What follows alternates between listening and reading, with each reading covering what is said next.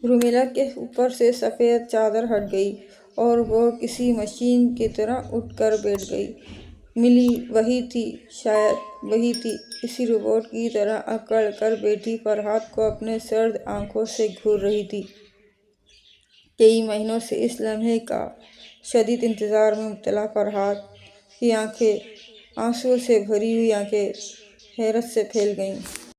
سنتے آئے ہیں کہ جب کوئی نیک انسان اس دنیا سے رخصت ہوتا ہے تو بارش برستی ہے۔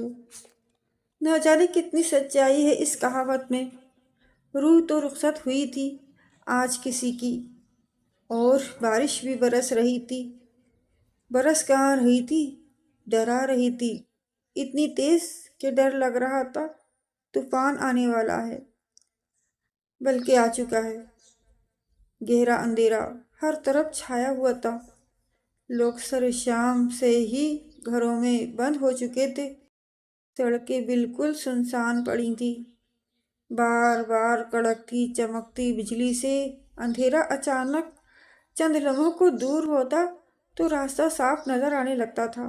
بادل بری طرح گرج رہے تھے، جیسے سخت غصے میں ہوں۔ اور یہ وقت اس کام کے لیے بھلا کوئی مناسب تھا؟ اتنی رات گئے اس طوفانی برسات میں نہ تو کوئی آدمی نظر آ رہا تھا اور نہ آدمزاد۔ نہ جانے کتنی دیر سے ڈرائیو کرتے فرحات نے آخر گاڑی قبرستان کے آگے روک دی۔ حالانکہ راستہ اتنا لمبا تو نہیں تھا، مگر اس کا ذہن تو کام ہی نہیں کر رہا تھا۔ کدھر جانا ہے، کس سے ملنا ہے، مگر وہ اور کیا کرتا، اور اب وہ کیا کرے گا؟ تھک کر اس نے سر اسٹیئرنگ کے اوپر رکھ دیا۔ 3 مہینوں سے جس گھڑی کے تصور سے اس کا دل لرز جاتا تھا وہ آ گئی تھی، اور آ کر گزر گئی تھی۔ اس پر قیامت گزر گئی تھی، اور وہ زندہ تھا، مگر وہ چلی گئی تھی، مر گئی تھی۔ کیا کیا نہیں سوچا تھا ان دونوں نے، کیسے کیسے خواب دیکھے تھے، کہاں گھومنے جائیں گے، اپنا گھر کیسے سیٹ کریں گے۔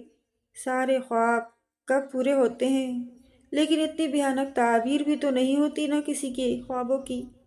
شادی کا جوڑا، کمرے کا فرنیچر، ہنی مون کا ٹکٹ، سب کچھ ان دونوں نے مل کر پسند کرنا تھا، مگر اس کے نصیب میں تو کچھ بھی نہیں تھا بیچاری۔ اور آج وہ اکیلا نکلا تھا کچھ پسند کرنے، اس کا آخری ٹھکانہ۔ کتنی عجیب بات ہے نا۔ وہ اتنی دیر سے گاڑی قبرستان کے دروازے کے آگے روکے دیوانگی میں جانے کیا سوچے جا رہا تھا۔ کیا کروں گا اندر جا کر، کیسے طے کیے جاتے ہیں یہ معاملات۔ قبر بہت اچھی جگہ ہو، درخت کے نیچے ہو تو بہت اچھا ہے، اور کیا؟ اس کا دل پھٹنے والا ہو گیا۔ صبح سے اس کی آنکھوں سے ایک آنسو بھی نہ ٹپک سکا تھا۔ شدید صدمے نے اس کے دماغ کو معاف کر دیا تھا۔ کہتے ہیں مرنے والوں کے ساتھ مرا نہیں جاتا، مگر اگر اس کے بس میں ہوتا تو خدا کی قسم وہ خوشی خوشی کفن پہن کر اس کے ساتھ قبر میں لیٹ جاتا۔ ایسی ہی تھی اس کی محبت، شدید، دل کاٹ کر رکھ دینے والی۔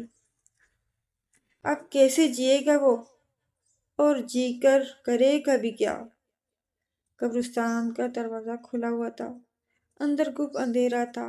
بارش دیوانہ وار برس رہی تھی۔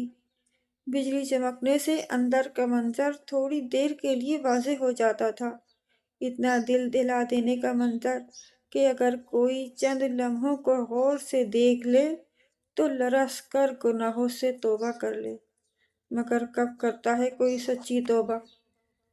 قبرستان کا منظر کیا، اب تو قبروں میں بیٹھ کر شیطان کے بیچارے مکروہ پجاری ناقابل یقین گناہ کرتے ہیں۔ وہ بھی ایک قبر میں بیٹھا ہوا تھا، بے حد پرانی ٹوٹی قبر پہ۔ آج بارش کی وجہ سے قبرستان میں نہ تو کوئی چوکیدار تھا نہ گورکھن۔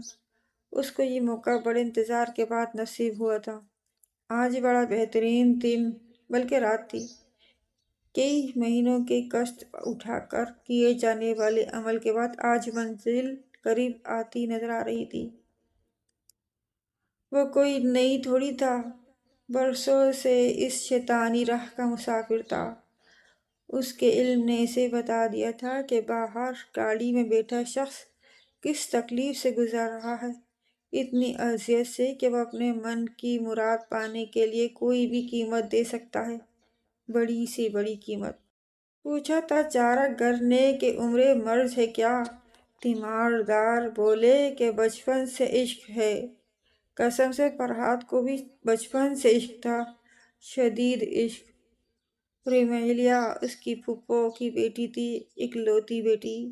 رومیلا پھوپھو کے جینے کی واحد وجہ تھی، جو کہ آہستہ آہستہ فرحاد کے جینے کی وجہ بھی بن گئی۔ رومیلا کی زندگی کی واحد خوشی نصیبی سچی محبت تھی۔ بیچاری پھوپھو نہ جانے کس سیاہی سے اپنا نصیب لکھوا کر لائی تھی۔ شادی کے چند برسوں بعد ہی بیوہ ہو کر بھائی کے گھر آ گئی تھی، ایک معصوم بچی کے ہمراہ۔ فرحاد کی امی کی تو کسی سے نہیں بنتی تھی، اس کے ابو تک سے نہیں، تو پھوپھو سے کہاں سے بنتی؟ ان کو پھوپھو کا واحد بلکہ وجود ہی بالکل پسند نہ تھا۔ حالانکہ پھوپھو نے آہستہ آہستہ پورے گھر کے کام کاج کا بوجھ اٹھا لیا تھا۔ فرحاد کی والہانہ محبت امی سے پوشیدہ نہ رہ سکی، اور ظاہر ہے ان کی طرف سے شدید ناپسندیدگی کا اظہار ہوا۔ وہ تو بڑی مشکل سے پھوپھو کو اتنے سالوں سے اپنے گھر میں برداشت کر رہی تھی۔ کہاں اپنے ٹکڑوں پر پلنے والی رومیلا کو وہ اپنے اکلوتے بیٹے کی دلہن کے روپ میں ساری زندگی دیکھتی۔ اگر ان کو فرحاد کے ابو کا تھوڑا بہت خوف نہ ہوتا تو وہ اس موڑ پر تھیں تو دونوں ماں بیٹی کو دھکے دے کر اپنے گھر سے نکال دیتی، مگر فرحاد کے ابو کو اس رشتے اور اپنے بیٹے کی پسند پر کوئی اعتراض نہیں تھا۔ اس طرف سے ناکام ہو کر امی نے پینترا بدل لیا اور کڑی شرائط لگائیں۔ انہوں نے صاف صاف کہہ دیا کہ یہ عشق عاشقی کے معاملات انسان کو بالکل نکما کر دیتے ہیں۔ پہلے فرحاد اپنی تعلیم مکمل کر لے، یعنی ان کی خواہش کے مطابق ڈاکٹر بن کر دکھائے، تو پھر وہ رومیلا کو بہو بنا کر لے آئیں گی، یعنی گھر میں موجود رومیلا کو فرحاد کی دلہن بنا دیں گی۔ فرحاد پر شاید اپنے نام کا ضرورت سے زیادہ اثر تھا، اور اس کو کون سی دودھ کی نہر کھودنی تھی، ایک ڈاکٹر ہی تو بننا تھا، تو دن رات محنت کر کے بن گیا۔ مگر کہانی میں کئی ٹوئسٹ آئے۔ پھوپھو کو اچانک کینسر تشخیص ہو گیا، اور وہ دیکھتے ہی دیکھتے دنیا اور اس کی تکلیفوں سے نجات پا کر چلی گئیں۔ رومیلا صدمے سے بے حال تھی، مگر فرحاد کی محبتیں سے جینے اور انتظار کرنے کا حوصلہ دے رکھا۔ پھوپھو کے دنیا سے چلے جانے کے چند سال بعد فرحاد کے ابو بھی بہن کے پیچھے چلے گئے۔ امی کو کھل کھیلنے کا پورا موقع مل گیا۔ وہ رومیلا سے بہت بدسلوکی کرنے لگی تھیں۔ ان کا اس بے آسرا معمولی لڑکی کو بہو بنانے کا بالکل ارادہ نہیں تھا۔ نہ جانے فرحاد کو وہ رومیلا میں نظر ہی کیا آتا ہے، وہ اکثر حیران ہو کر سوچتی۔ مگر یہ سوال کون سا نیا تھا، جب سے یہ دنیا بنتی ہے ہزاروں مرتبہ دہرایا گیا ہے یہ سوال۔ مجنوں کو لیلا میں کیا نظر آتا تھا، بھلا کون دے سکا ہے اس کا جواب آج تک۔ رومیلا کے نصیب میں کچھ لکھا ہو یا نہ ہو، سچی محبت ضرور لکھی ہوئی تھی، بے حد سچی محبت۔ فرحاد نے MBBS کر لیا، پھر ہاؤس جاب بھی مکمل کر لی، مگر امی پھر اپنی بات سے ہٹ گئیں اور باہر جا کر FRCS کرنے کی شرط لگا دی۔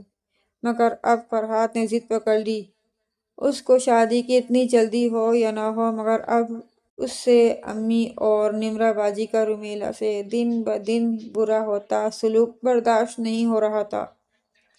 اس کی فطرت اور تربیت میں ماں اور بہن کے ساتھ بدتمیزی کرنا یا ان کے اگینسٹ جانا بالکل نہیں تھا۔ اس لیے وہ چاہتا تھا کہ رومیلا کو ہر تکلیف سے بچائے اور خوش رکھنے کا قانونی حق مل جائے۔ مگر جو تکلیف قسمت میں لکھ دی گئی تھی اس سے کون بچ سکتا ہے؟ رومیلا اپنی ماں کی ہم شکل تو تھی ہی، حیرت انگیز طور پر اچانک اس کو اپنی ماں والی بیماری تشخیص ہو گئی، کینسر، اور پھر آخری اسٹیج پر۔ فرحات کو اپنے کانوں پر اور امی کو اپنی قسمت پر یقین نہیں آیا۔ انہوں نے فرحات کے سخت دکھ اور رومیلا کی شدید تکلیف کو بالکل نظر انداز کر دیا۔ ڈاکٹرز نے رومیلا کی زندگی کی صرف چند ماہ کی گارنٹی دے دی اور امی نے نمرا کی نند سے فرحات کا رشتہ طے کر دیا۔ ظاہر ہے فرحات نے سخت احتجاج کیا، مگر امی کے پاس ایک مشہور کہاوت موجود تھی کہ مرنے والے کے ساتھ مرا نہیں جاتا۔ امی، ابھی وہ زندہ ہے، اگر اس کو بچانے کے لیے مجھے اپنی جان بھی دینا پڑی تو میں دے دوں گا، اور اگر خدا نخواستہ وہ نہ رہی تو پھر میں کبھی شادی نہیں کروں گا، کبھی بھی نہیں۔ فرحات کا لہجہ بالکل اٹل تھا۔ امی نے غصے بھری نظر سے اس عاشق صادق پر ڈالی اور دوسرے دن احتجاجاً اپنا سامان اٹھا کر نمرا باجی کے گھر شفٹ ہو گئی تھی۔ نمرا خود دل سے فرحات کی شادی اپنی نند سے کروانا چاہتی تھی۔ اس کو امی کا فیصلہ بالکل درست لگا، مگر قسمت کا لکھا بھی اٹل تھا۔ رومیلا دنیا سے چلی گئی۔ فرحات نہ تو اسے بچا سکا، نہ ہی اپنی جان دے سکا۔ ہاں، اب وہ اس کو آخری گھر دینے چلا آیا تھا، اس طوفانی بارش اور خوفناک رات میں۔ گاڑی کی سیٹ سے سر ٹکائے نہ جانے فرحات سو گیا تھا یا تھوڑی دیر کو بے ہوش ہو گیا تھا۔ وہ تھوڑی دیر باہر کھڑا جائزہ لیتا رہا۔ اس کے ہونٹوں پر پھیلی پر اسرار مسکراہٹ گہری ہو رہی تھی۔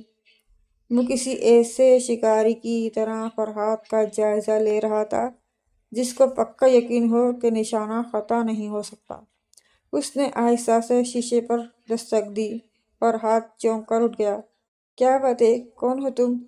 سونے کے لیے نہ تو یہ جگہ مناسب ہے اور نہ یہ وقت، اس نے مسکراتے ہوئے کہا۔ تم سے مطلب تمہارے باپ کی سڑک ہے؟ آخر کو فرحات شدید فرسٹریٹڈ تھا۔ سڑک تو تیرے باپ کی بھی نہیں۔ بابو بہت دکھی لگ رہا ہے، کون مر گیا ہے؟ میں نے کہا نہ تو تم سے مطلب ہے کیا، دفع ہو جائے یہاں سے۔ فرحات بری طرح چڑ گیا۔ تیرا مطلب اگر کوئی آج پورا کر سکتا ہو، مطلب تیرا مطلب اگر آج کوئی پورا کر سکتا ہے تو وہ میں ہوں بابو، آزما کر دیکھ۔ وہ سنجیدہ ہو گیا۔ تم چاہتے کیا ہو؟ فرحات کو اس کا انداز چونکا رہا تھا۔ یہ جگہ ان باتوں کے لیے بھی مناسب نہیں ہے بابو۔ اس کی مسکراہٹ لوٹ آئی۔ میرے ساتھ چلو، تمہاری ہر تمنا پوری ہو سکتی ہے، بس تھوڑی سی ہمت۔ کس قدر پراسرار تھا اس شخص کا گھر! اگر اس کو گھر کہا جائے تو اس قبرستان میں بھی اتنا ڈر نہیں لگ رہا تھا جتنا اس مختصر کباڑ خانے میں لگ رہا تھا۔ ہر طرف نیم اندھیرا تھا، صرف ایک لالٹین دیوار پر لٹکی جل رہی تھی۔ زمین پر گندی سی دری بچھی ہوئی تھی جس پر فرحات اور وہ شخص بیٹھ گئے۔ کئی بلیاں آزادانہ ادھر ادھر پھر رہی تھیں۔ زمین پر گندے برتن پڑے تھے، در و دیوار پر وحشت اور نحوست برس رہی تھی۔ فرحات کا کئی گھنٹوں سے سن ذہن آہستہ آہستہ کام کرنے لگا تھا۔ اس مختصر کوٹری کا جائزہ لیتے ہوئے اس کی نظر ایک کونے پر پڑ گئی۔ اس کا دل زور سے دھڑک اٹھا۔ ایک بھیانک بد شکل مورتی میز پر سجی تھی جس کے آس پاس بے شمار باسی پھول بکھرے ہوئے تھے۔ فرحات نے گھبرا کر دوبارہ اس شخص پر نظر ڈالی۔ کون ہو تم اور مجھے یہاں کیوں لائے ہو؟ کہاں زندگی گزاری ہے تو نے؟ بابو تجھے بھی ابھی تک اندازہ نہیں ہوا میں کون ہوں؟ اس کے چہرے پر مکرو مسکراہٹ تھی۔ کیا ساری عمر عشق میں نہیں بتا دی ہے؟ فرحات کو جسے جھٹکا لگا۔ تم کیسے جانتے ہو؟ میں بہت کچھ جانتا ہوں، اور جو نہیں جانتا وہ تو بتا دے۔ اس نے فرحات کی آنکھوں میں آنکھیں ڈال دیں۔ فرحات کو لگنے لگا اس شخص کی آنکھوں میں ناقابل بیان کشش ہے۔ وہ جیسے ٹرانس میں آنے لگا۔ اس کا معمول بن گیا۔ آج رومیلا مر گئی، میری ملی چلی گئی، ہمیشہ کے لیے مجھے چھوڑ گئی۔ فرحات کی خشک آنکھیں گیلی ہونے لگیں۔ اب میں کیا کروں گا؟ میں زندہ رہ کر کیا کروں گا؟ شروع سے کہانی سناتے سناتے اس موڑ پر آخرکار وہ زور زور سے رونے لگا۔ کیا قیمت دے سکتا ہے اپنی محبوبہ کی زندگی کی؟ کیا مطلب؟ فرحات کو جسے جھٹکا لگا، وہ اپنی آنسوؤں سے بھری آنکھوں سے اس شخص کو گھورنے لگا۔ کیا کر سکتا ہے تو اپنی کیا نام ہے اس کا؟ ہاں، ملی کو واپس آنے کے لیے؟ کیا پاگل ہو تم؟ ملی مر چکی ہے، گھنٹوں گزر چکے اس کو دنیا سے گئے ہوئے۔ فرحات بری طرح جھنجھلا گیا۔ بابو تو پہلے بازی تو لگا، پتے بعد میں کھیلنا۔ وہ اپنی بات پر اڑا ہوا تھا۔ میری سمجھ میں تمہاری بکواس نہیں آ رہی۔ بہرحال میں اپنی جان دے سکتا ہوں ملی کے لیے۔ فرحات بحث سے تھک گیا۔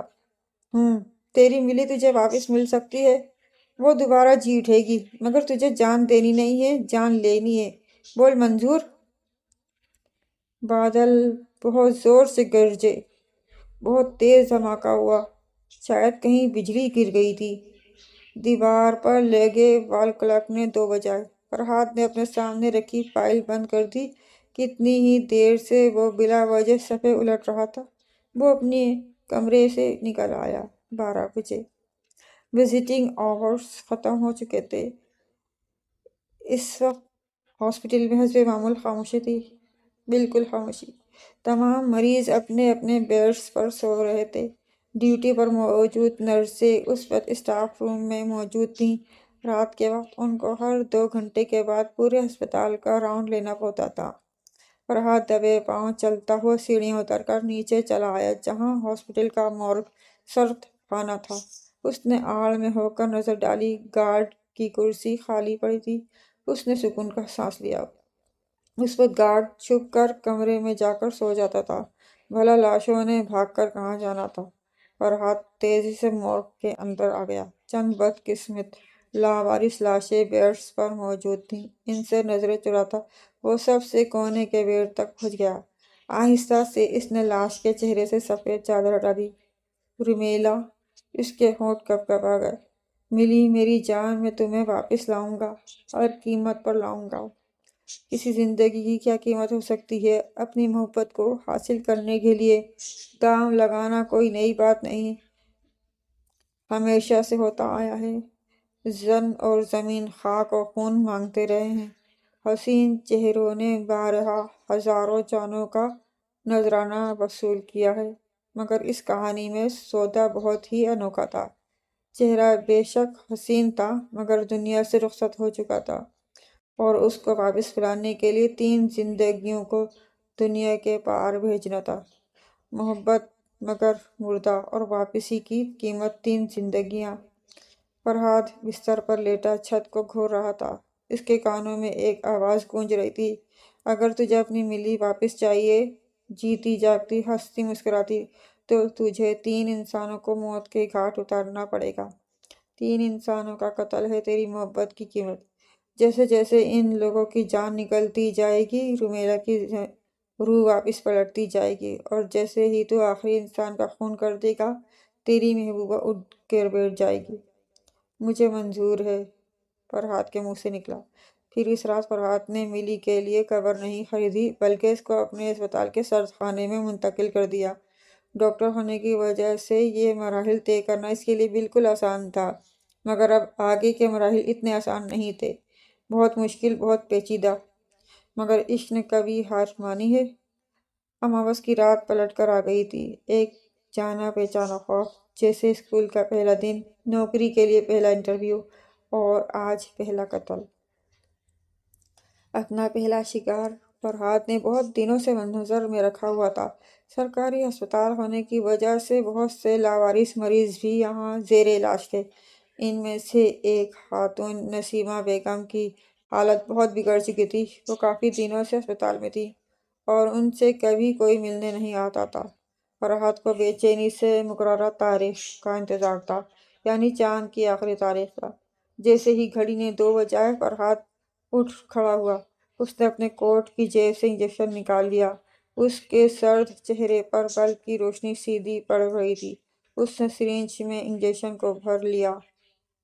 اس کا ذہن بالکل خالی تھا۔ وہ کیا کر رہا تھا؟ کون سا گناہ کرنے جا رہا تھا؟ وہ کچھ نہیں سوچ رہا تھا۔ وزٹنگ آورز ختم ہو چکے تھے۔ ڈیوٹی پر موجود اسٹاف پر سستی اور نیند کا غلبہ طاری ہو گیا۔ فرحت نے دبے پاؤں گراؤنڈ فلور کا ایک راؤنڈ لگایا اور پھر سیڑھیاں چڑھ کر فرسٹ فلور پر آ گیا، جہاں جنرل وارڈ کے کونے کے ایک بستر پر نسیمہ بیگم گہری نیند سو رہی تھی۔ وارڈ تقریباً خالی تھا۔ نسیمہ کے علاوہ دو اور مریض بھی موجود تھے، مگر گہری نیند سو رہے تھے۔ ان کو سونا ہی تھا۔ آج ان کی دوا میں نیند کی دوا کا بڑا ڈوز شامل کر دینا فرحت کے لیے بالکل آسان تھا۔ فرحت کو ہاتھ میں پکڑی سرنج کو نسیمہ کے بازو میں گھسانے میں چند سیکنڈ لگے ہوں گے۔ پہلے سے ہی موت کی آخری سیڑھیوں پر کھڑی نسیمہ تھوڑی سی دیر میں آسمان پر پہنچ گئی، بنا کسی مزاحمت کے۔ نہ جانے کون سا پہر تھا رات کا۔ چاند کی آخری تاریخ کی وجہ سے راستے بالکل تاریک ہو رہے تھے۔ ماحول پر مخصوص وحشت چھائی ہوئی تھی۔ بلیاں نہ جانے کیوں مکروہ آوازیں نکال رہی تھیں، جیسے بین کر رہی ہوں۔ اپنے ڈراؤنے گھر کے کونے میں رکھی مورتی کے آگے عجیب سا آسن باندھے آنکھیں بند کیے بیٹھے ہوئے جیون داس نے اچانک آنکھیں کھول دیں۔ ایک بہت تیز دھماکہ ہوا تھا۔ ایک اذیت میں ڈوبی چیخ گونجی تھی، کسی عورت کی چیخ۔ جیون داس کے چہرے پر شیطانی مسکراہٹ پھیل گئی۔ ارے واہ بابو، کمال کر دیا۔ فرحت کے انتہائی بے دردی سے انجیکشن ٹھوسنے کی وجہ سے بیچاری عمر رسیدہ کمزور نسیمہ کے بازو سے بھی چند قطرے خون کے نکل ہی آئے تھے۔ فرحت نے احتیاط سے وہ خون اپنی انگلی پر جمع کر لیا۔ تھوڑی سی دیر میں تیزی سے سیڑھیاں اتر کر وہ سرد خانے کی طرف بڑھ جا رہا تھا۔ جس طرح کسی ڈرامے کے اینڈ پر انتہائی گنہگار لوگ ایکسیڈنٹ یا فالج کا شکار ہو کر گناہوں سے توبہ کر لیتے ہیں اور بالکل بدل جاتے ہیں، اس طرح صاف ستھری زندگی گزارتا ہوا فرحت شیطان کے گھیرے میں پھنسا کسی چالاک سیریل کلر کی طرح کامیاب چالیں چل رہا تھا۔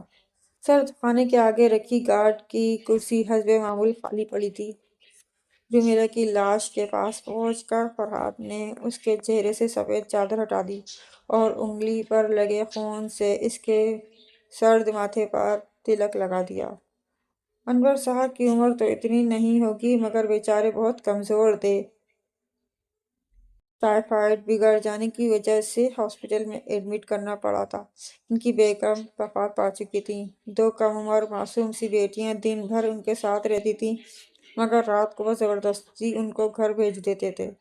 بیچاری لڑکیاں بے چینی سے اپنے پیارے ابو کے صحت مند ہونے کی دعائیں اور ان کے گھر آنے کا انتظار کر رہی تھیں۔ اور فرحت، چاند کی آخری تاریخ کا وقت تو کبھی رکتا ہی نہیں، اور چاند کی آخری تاریخیں بھی آخر آ ہی گئیں۔ وہی روٹین، وہی ڈیوٹی پر موجود اسٹاف اور وہی فرحت کا جنون۔ جیون داس سے ایگریمنٹ کر لینے کے بعد فرحت نے اپنی ڈیوٹی مستقل نائٹ شفٹ میں لگوا لی تھی۔ قتل کرنے کا مزہ تو رات ہی میں ہے۔ بلب کی روشنی سیدھی فرحت کے چہرے پر پڑ رہی تھی۔ اس نے اپنے ہاتھوں پر ربڑ کے موٹے دستانے چڑھا لیے اور آہستہ سے کمرے سے نکل آیا۔ انور صاحب پرائیویٹ روم میں ایڈمٹ تھے۔ نرس انہیں دوا کھلا چکی تھی اور وہ بے خبر سو رہے تھے۔ فرحت ان کے قریب کھڑا چند لمحے انہیں دیکھتا رہا۔ شاید اس کی نگاہوں کی تپش سے انور صاحب کی آنکھیں کھل گئیں۔ جانے پہچانے مہربان ڈاکٹر فرحت کو اپنے پاس کھڑا دیکھ کر انور صاحب کے ہونٹوں پر کمزور سی مسکراہٹ بکھر گئی۔ ڈاکٹر صاحب، نہ جانے وہ کیا کہنے لگے تھے کہ فرحت کے مضبوط ہاتھ نے ان کا منہ سختی سے بند کر دیا، ہمیشہ کے لیے۔ محبت تو محبت ہوتی ہے، کون مقابلہ کر سکتا ہے کہ کسی کی محبت میں زیادہ طاقت ہے یا زیادہ دیوانگی ہے؟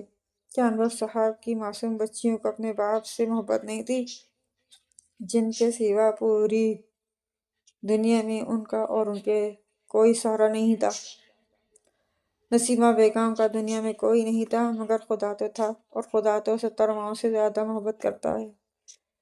کس نے حق دیا تھا فرحات کو کہ وہ اپنی محبت کو پانے کے لیے لاشیں گراتا پھرے، خدا کے کاموں میں دخل اندازی کرتا پھرے؟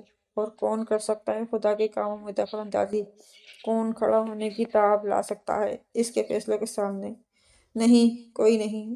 آج پھر فرحات رومیلا کی لاش کے پاس کھڑا اس کے چہرے کو ٹکٹکی باندھ کر دیکھ رہا تھا۔ 2 قتل ہو گئے، مگر ملی تو ویسی ہی بے جان تھی، بلکہ اس کا چہرہ تو گواہی دے رہا تھا کہ اس کو دنیا سے گئے وقت گزر چکا ہے۔ ملی کے ہونٹوں پر گہری نلاہٹ نمودار ہو گئی تھی۔ ملی، ملی آنکھیں کھولو، فرحات بے ساختہ پکار رہا تھا۔ آپ یہاں کیا کر رہے ہیں؟ بالکل خاموش کمرے میں ایک آواز گونجی۔ فرحات بری طرح چونک گیا۔ فرحات نے مڑ کر دیکھا، سر آپ اس وقت مورگ میں؟ سسٹر نورین حیران ہو کر پوچھ رہی تھی۔ فرحات کو خود کو کنٹرول کرنے میں چند سیکنڈ لگے۔ جی، یہ گارڈ کہاں ہے؟ میں اس کو چیک کرنے آیا تھا۔ اس نے اپنا لہجہ سخت کر لیا۔ سر وہ… نورین ایک دم گھبرا گئی۔ اس کی بہت مرتبہ رپورٹ ہو چکی ہے، وہ رات کو کمرے میں جا کر سوتا ہے۔ آپ کی ڈیوٹی اس وقت کہاں ہوتی ہے؟ فرحات نے پوچھا۔ سر میں راؤنڈ لے رہی تھی، مورگ کا دروازہ کھلا دیکھا تو یہاں آ گئی۔ فرحات کو اپنی غلطی کا احساس ہوا، اس نے اندر آ کر دروازہ بند نہیں کیا تھا۔ میں بھی دروازہ کھلا دیکھ کر اندر آ گیا تھا۔ خیر، ایوری تھنگ از اوکے، آپ جائیں راؤنڈ لیں۔ پھر وہی پراسرار خوفناک کمرہ تھا۔ آج اس کی نحوست اور بدبو میں اور اضافہ لگ رہا تھا۔ جیون داس کی شکل بھی مزید مکروہ لگ رہی تھی۔ تم نے تو کہا تھا کہ جیسے جیسے میں لوگوں کو قتل کروں گا رومیلا میں جان آتی جائے گی، مگر اس میں تو کوئی فرق نہیں آ رہا، بلکہ اس کی لاش خراب ہونے والی ہے۔ فرحات اسے گھور رہا تھا۔ جیون داس کو فرحات کے غصے سے کوئی فرق نہیں پڑا۔ بالکل کہا تھا اور ایسا ہی ہوگا، مگر بابو میں نے یہ تھوڑی کہا تھا کہ تو صرف پہلے سے قبر میں پیر لٹکائے ہوئے لوگوں کو قتل کر۔ بابو، اب آخری بھینٹ جوان خون کی چڑھا، بالکل جوان خون کی۔ جوان؟ میں جوان انسان کہاں سے لے آؤں مار ڈالنے کے لیے؟ تم نے مجھے کوئی عادی قاتل سمجھ لیا ہے؟ فرحات کا غصہ بڑھ رہا تھا۔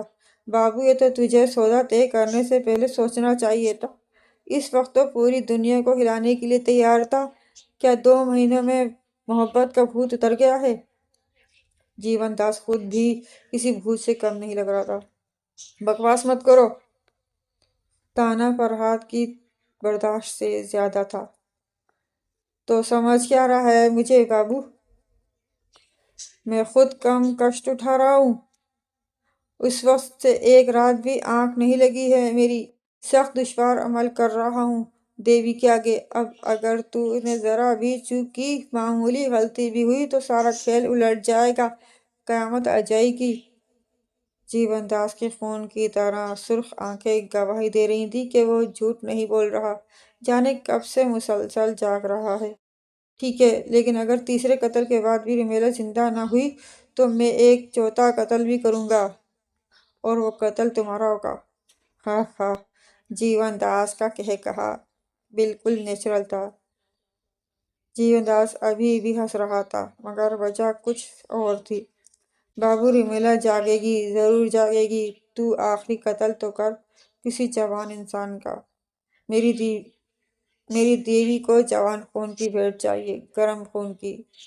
مگر ملی دوبارہ زندہ ضرور ہوگی۔ مگر وہ تیری نہیں ہوگی، وہ میری ہوگی، میرے لیے کام کرے گی، ہر وہ کام جس کا میں اسے حکم دوں گا۔ بابو، تو بس ایک مہرہ ہے۔ میں اس دنیا پر حکومت کروں گا۔ میں صرف نام کا جیون نہیں رہوں گا، میں سچ مچ مردوں کو جیون دیا کروں گا۔ اس مخصوص ٹوٹی ہوئی قبر میں بیٹھ کر جیون داس ایک گھناؤنا کالا عمل کر رہا تھا۔ اس عمل کو عین اس وقت مکمل ہونا تھا جس وقت فرحات آخری قتل کر ڈالتا۔ جیون داس کی دیوی کو من مانگی بھیٹ مل جاتی، اور جیون داس کو بے حساب شیطانی طاقتیں حاصل ہو جاتی، اور وہ ہر شیطانی عمل پر قادر ہو جاتا۔ وہ قبر میں بیٹھا آنے والے حسین وقت کے تصور سے ہنسے جا رہا تھا، اور چشم تصور سے ساری قبروں سے مردوں کو زندہ ہو کر نکلتے دیکھ رہا تھا۔ سسٹر نورین نے فرحات کی تلاش کو فل اسٹاپ لگا دیا تھا۔ وہ کسی گاؤں سے آئی تھی اور ہاسپٹل میں رہتی تھی اور بالکل نوجوان تھی۔ جیون داس کی ہدایت کے مطابق فرحات نے اپنے گھر کا دروازہ کھولا۔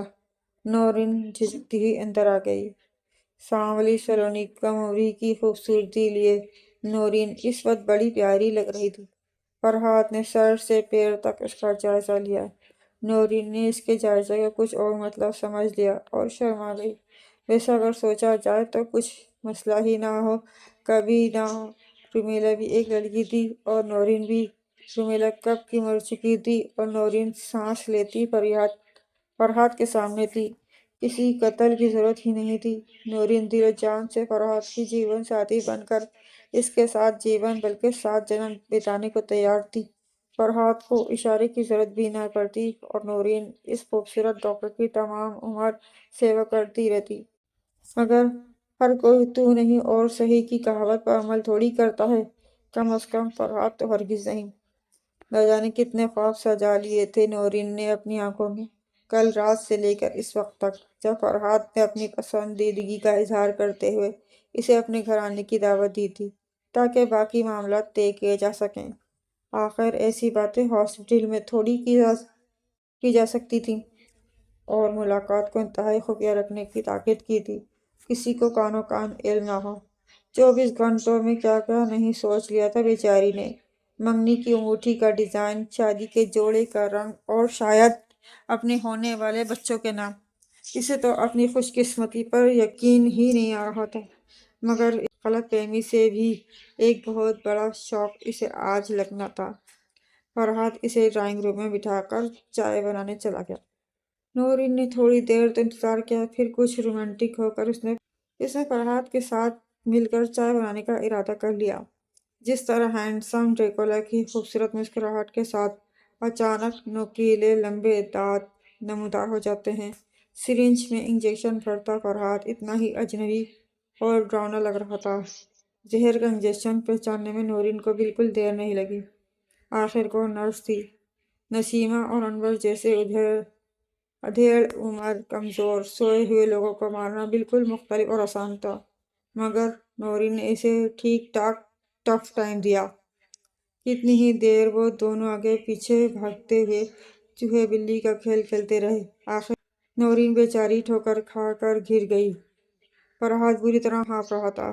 کانپتے ہوئے ہاتھوں سے وہ انجیکشن لگانے کی کوشش کر رہا تھا اور نورین اپنی زندگی بچانے کی۔ نورین بری طرح مزاحمت کر رہی تھی، مگر فرحات نے آخرکار انجیکشن نورین کے بازو میں گھسا ہی دیا۔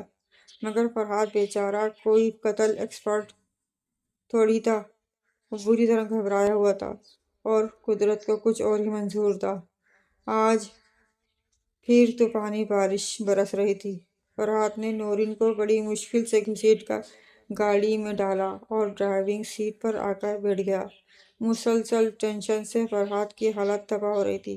اس کے اعصاب جواب دے چکے تھے۔ قدرت کے نظام کے خلاف جانا آسان بات نہیں ہوتی۔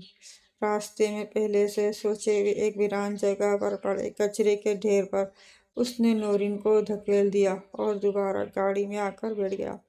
فرحات کو چند قدم آگے کا راستہ نظر نہیں آ رہا تھا، کچھ بارش کی وجہ سے اور کچھ مسلسل بہنے والے آنسوؤں کی وجہ سے۔ نورین کے ماں باپ بہت غریب تھے۔ ایک چھوٹے سے گاؤں سے ان کا تعلق تھا۔ نورین کے 2 چھوٹے بہن بھائی گاؤں کے اسکول میں پڑھ رہے تھے اور وہ نرسنگ کا کورس کر کے ادھر نوکری کر رہی تھی اور اپنی پوری تنخواہ اپنے گھر والوں کو بھیج دے رہی تھی۔ اس کے گھر والوں کو اس سے بہت امیدیں تھیں اور اس کی بہت ضرورت تھی، اور اس وقت وہ کچرے کے ڈھیر پر بے سود پڑی تھی۔ اس کے اوپر بارش برس رہی تھی۔ جب انسان جنم لیتا ہے تو اس کی مٹھیاں بند ہوتی ہیں مضبوطی سے۔ نورین کی مٹھیاں مضبوطی سے بند تھیں۔ اس میں ایک انجیکشن تھا، زہر کا انجیکشن۔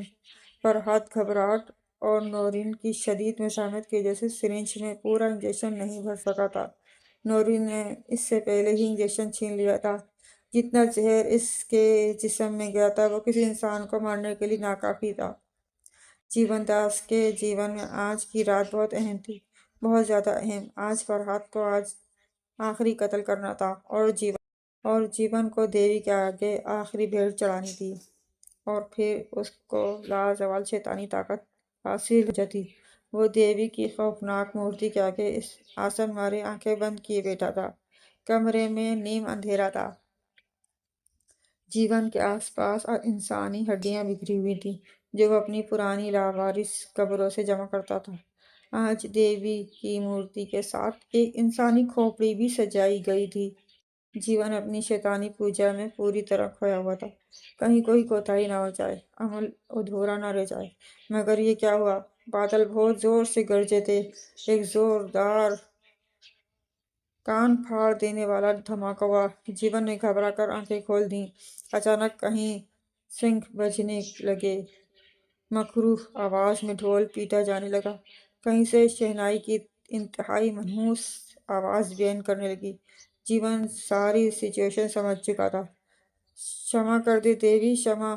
اس نے دیوی کے آگے ہاتھ جوڑ دیے، مگر دیوی نے اس کی منت سماجت اور برسوں کی پوجا کو بالکل نظر انداز کر دیا۔ بند کمرے میں انتہائی تیز دھماکے کے ساتھ بجلی جیون داس کے عین اوپر گری تھی۔ بیچارے جیون کی لاش بغیر چتا کے ہی بری طرح جل کر راکھ ہو گئی۔ کچرے کے ڈھیر پر پڑی نورین کے اوپر مسلسل بارش برس رہی تھی۔ بجلی تیز چمکی۔ نورین نے آنکھیں کھول دیں۔ وہ زندہ تھی۔ فرحات نے ہاسپٹل کے آگے گاڑی روک دی۔ اس کا ذہن کچھ ہی سوچ رہا تھا۔ کچھ بھی سوچ سمجھ نہیں رہا تھا۔ ایک روبوٹ کی طرح چلتا ہوا وہ سرد خانے میں داخل ہو گیا۔ اس نے جیون داس کی ہدایت کے مطابق ملی کی لاش کو تلک لگایا۔ سرد خانے میں گہری خاموشی تھی۔ وال کلاک کی ٹک ٹک ماحول کو مزید ڈراؤنا بنا رہی تھی۔ ملی کا مردہ وجود اسی طرح بے حرکت تھا۔ فرحات امید بھری نظروں سے اسے دیکھ رہا تھا۔ اب شاید اس وجود میں حرکت ہو۔ شاید اب وہ اپنی خوبصورت آنکھیں کھول کر فرحات کو دیکھے اور محبت سے مسکرا دے۔ اس کی مسکراہٹ کے لیے وہ تڑپ رہا تھا، مگر نہیں، کچھ بھی نہیں، آج بھی نہیں۔ فرحات کی آنکھیں شدید غم سے سرخ ہونے لگیں۔ اس کو لگنے لگا وہ کسی پہاڑ سے نیچے گر رہا ہو، مگر آہستہ آہستہ۔ تو کیا ملی اب بھی نہیں جاگے گی؟ تیسرے قتل کے بعد بھی نہیں؟ ایک خیال سے اس کا دل درد سے پھٹنے لگا۔ تو کیا مجھے دوسری مرتبہ اس اذیت سے گزرنا پڑے گا؟ میں نے تو پھر امید باندھ لی تھی کہ ریمیلا زندہ ہو جائے گی۔ کیا مجھے دوسری بار اس کے مرنے کی تکلیف کو سہنا پڑے گا؟ نہیں۔ اس کے قدموں سے جیسے جان نکل گئی۔ وہ گھٹنوں کے بل ریمیلا کی بیڈ کے پاس بیٹھ گیا۔ ملی، اب تو آنکھیں کھول دو۔ میں نے تمہاری محبت میں کیا کچھ کر دیا؟ وہ سسکنے لگا۔ کتنا بڑا گنہگار بن گیا میں تمہارے لیے، کتنی جانیں وار دیں میں نے تم پر، ہر حد سے گزر گیا۔ اتنی محبت تو اگر کسی پتھر سے کی جاتی تو وہ بھی بول پڑتا۔ تم آج بھی خاموش ہو؟ بولو ملی، خدا کے لیے میں تمہاری آواز سننے کو ترس رہا ہوں۔ وہ پاگلوں کی طرح بولتے بولتے بری طرح تھک گیا۔ اس نے اپنا سر ریمیلا کے بیڈ سے ٹکا دیا۔ اس کے اعصاب جواب دے گئے تھے۔ اس میں ہلنے کی سکت بھی نہیں رہی تھی۔ باہر بارش تیز ہو رہی تھی کہ اچانک ایک دھماکہ ہوا۔ کمرے کی ہر چیز ہلنے لگی جیسے زلزلہ آ گیا ہو۔ فرحات کا دل اتنی تیز دھڑکا جیسے پھٹ جائے گا۔ ریمیلا کے اوپر سے سفید چادر ہٹ گئی اور وہ کسی مشین کی طرح اٹھ کر بیٹھ گئی۔ ملی وہی تھی، شاید وہی تھی، کسی روبوٹ کی طرح اکڑ کر بیٹھی، فرحات کو اپنی سرد آنکھوں سے گھور رہی تھی۔ کئی مہینوں سے اس لمحے کے شدید انتظار میں مبتلا فرحات کی آنسوؤں سے بھری آنکھیں حیرت سے پھیل گئیں۔ یہ کیسا بسلتا لا حاصل نامراد! کافی دیر تک فرحات کی آنکھوں میں اپنی شفاف اجنبی آنکھیں ڈالے رکھنے کے بعد اس نے روبوٹ کی طرح اپنا سیدھا ہاتھ اٹھانا شروع کر دیا۔ فرحات کسی ٹرانس میں آتے ہوئے انسان کی طرح اس کے سامنے بالکل بے بس بیٹھا تھا۔ ملی نے اس کی گردن پکڑ لی۔ اس کی گرفت بے حد سخت تھی، بالکل غیر انسانی۔ صرف چند منٹوں میں فرحات کی جان نکل گئی اور ملی نے ایک جھٹکے سے اسے نیچے پھینک دیا۔ فرحات کی محروم بے جان آنکھیں ابھی بھی کھلی ہوئی تھیں۔ کہتے ہیں ادھورا علم نقصان دہ ہوتا ہے، اور ادھورا عمل، اور وہ بھی شیطانی عمل، خدا کے کاموں کو اپنے ہاتھ میں لینا، اس کے فیصلوں کے آگے ڈٹ کر کھڑے ہو جانا، شیطان کا کام رہا ہے ہمیشہ سے۔ پیدا کرنے والی اور موت دینے والی ذات صرف اللہ تعالیٰ کی ہے۔ انسان کی کیا اوقات کہ وہ دوبارہ زندہ کرنے کا دعویٰ کرتا پھرے، اور اگر کوئی ایسا کرنے کا دعویٰ کرتا ہے تو وہ یقیناً شیطان کا پجاری ہوتا ہے۔ وہ اپنے کالے علم سے کسی مردے کے جسم میں کسی بھٹکتی بدروح کو تو ڈال سکتا ہے، دوبارہ زندہ ہرگز نہیں کر سکتا۔ فرحات کو یہ بات سمجھ ہی نہیں آئی تھی۔ مر کر کوئی کبھی دوبارہ زندہ نہیں ہو سکتا۔ رات بہت تاریک تھی، بارش بری طرح برس رہی تھی، راستے بالکل سنسان تھے۔ ان سنسان راستوں پر کوئی چلتا چلا جا رہا تھا، ایک وجود، سفید کفن میں لپٹا ہوا وجود۔ اس کا صرف چہرہ کھلا تھا۔ کبھی ہوگا یہ چہرہ خوبصورت حسین لوگوں کو نظر ہٹانا مشکل ہو جاتا ہوگا، مگر اب وہ تو صرف خوف میں مبتلا کر سکتا تھا، جان لیوا خوف میں۔ اس چہرے پر بے حد صفائی تھی، ایک پتھریلا عزم تھا، جیسے دنیا کو مزہ چکھانے کے پکا ارادہ کیا ہوا ہو۔ فرحات کے عشق نے دو معصوم لوگوں کی جان لے لی تھی۔ جیون داس کے جنون نے خود جیون داس کا ہی کام تمام کر دیا۔ اب ملی کی بدروح کو کتنے سروں کی قربانی سے چین آ پائے گا، یہ کوئی نہیں جانتا تھا۔